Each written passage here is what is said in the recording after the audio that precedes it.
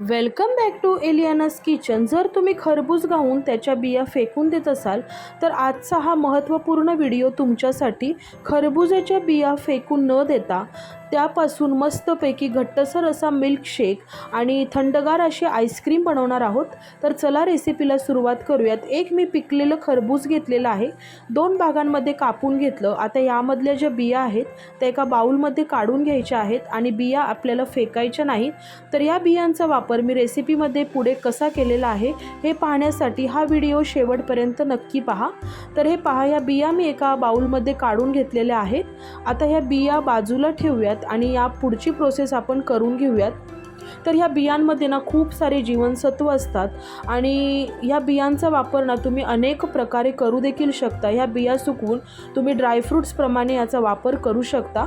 तर आता ह्याचा जो पल्प आहे ना तो पल्प मी एका बाउलमध्ये काढून घेते आणि असं पिकलेलं रसरशीत खरबूज घेतलं ना की पल्प अगदी आरामात निघतो आणि ह्या वाट्या फेकायच्या नाही आहेत, म्हणजे हा जो कवच आहे ते फेकायचं नाही। तर आपली रेसिपी तयार होईपर्यंत हे आपल्याला फ्रीझरमध्ये सेट व्हायला ठेवायचं आहे।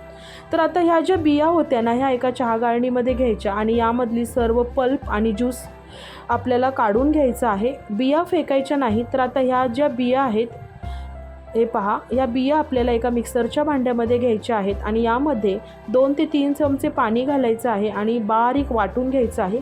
वाटलेलं मिक्सर पुन्हा एकदा चहा गाळणीमध्ये घ्यायचं आणि व्यवस्थित गाळून घ्यायचं, जेणेकरून बियांचा कोणताही अंश यामध्ये राहणार नाही।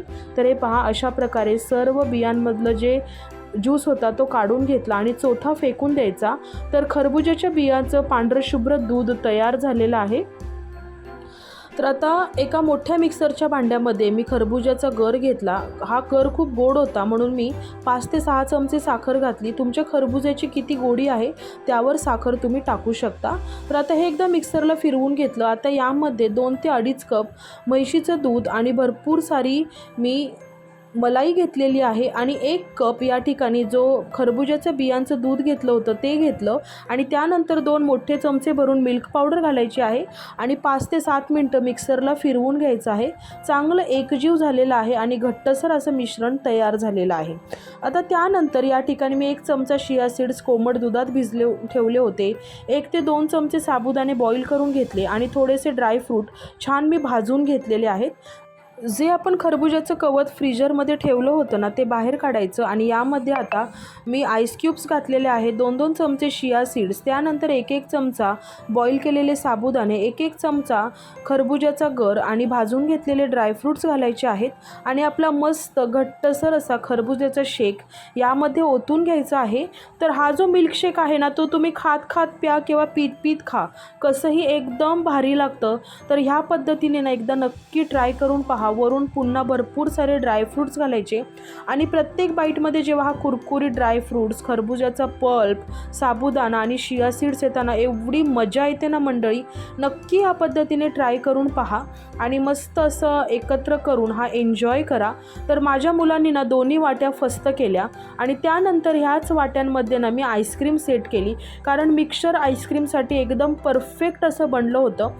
राहिलेलं मिक्सर 2 छोट्या पेपर कपमध्ये घातलं, यावर झाकण ठेवलं आणि 10 ते 12 तासासाठी हे फ्रीझरमध्ये ठेवलेलं आहे।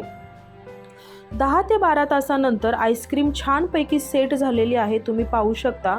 परफेक्ट आईस्क्रीम सेट झालेली आहे, अजिबात बर्फ वगैरे जमा झालेला नाही आहे। तर आता ही आईस्क्रीम ना आपण डिमोल्ड करूयात। तर ह्या ज्या शेलमधली आईस्क्रीम आहे किंवा खरबूजाच्या वाट्यांमधली आईस्क्रीम ती देखील परफेक्ट सेट झालेली आहे।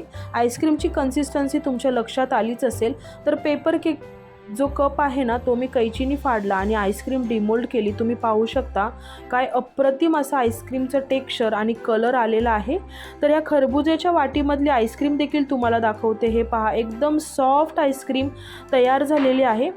आजची रेसिपी जर आवडली असेल तर रेसिपीला लाईक, शेअर आणि एलियानास किचनला नक्की सबस्क्राईब करा। व्हिडिओ पाहिल्याबद्दल धन्यवाद आणि खरबूजाच्या बिया फेकून न देता ही रेसिपी एकदा नक्की ट्राय करा।